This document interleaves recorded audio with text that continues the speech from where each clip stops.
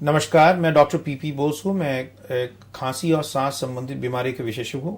आज हम आपको खांसी या कफ के बारे में बताएंगे। खांसी एक बहुत इम्पॉर्टेंट तकलीफ है जो कम्युनिटी में पाए जाते हैं, क्योंकि 90% जितनी भी तकलीफ होती है जो प्राइमरी डॉक्टर्स देखते हैं वो खांसी संबंधी बीमारियां देखते हैं।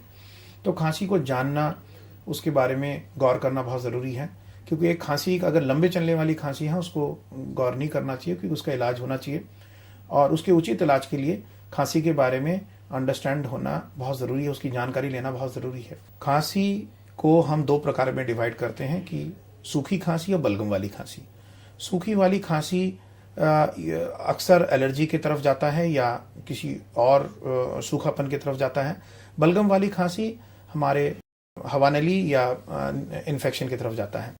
खांसी को जानने के लिए हमारे कुछ जानकारी लेना बहुत ज़रूरी है, क्योंकि हमारी जो हवानली नाक से शुरू होती है, नाक के पीछे वाला हिस्सा उसको हम साइनस कहते हैं। साइनस के नीचे जो कंठा होता है उसको हम फेरिंग्स कहते हैं अंग्रेजी में। फिर लैरिंग्स होता है जो शब्द ध्वनि होता है। फिर हमारी वायुमार्ग जिसको हम ब्रोंकियल ट्री कहते हैं।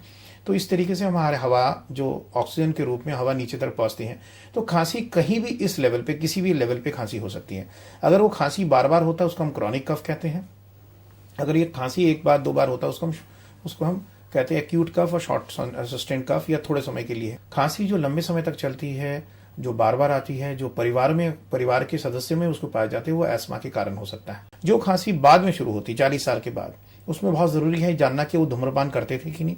अगर धूम्रपान की हिस्ट्री है तो ये क्रॉनिक ब्रोंकाइटिस की तरफ जाता है। वो हवानली, क्योंकि स्मोक वगैरह जो करते हैं उनकी हवानली धीरे धीरे संवेदनशील हो जाते हैं और धीरे धीरे एक किस्म का दमा शुरू हो जाता है, जिसको सीओपीडी। कुछ खांसी ऐसी भी होती है जो इन्फेक्शन के कारण होते हैं। लोग उसको सोचते हैं कि शायद नजला जुकाम की खांसी है, बट वो एक इन्फेक्शन के कारण हो सकता है। तो ओवरऑल बहुत सारी जानकारी मिल सकती है। खांसी सिर्फ एक हल्की खांसी नहीं है।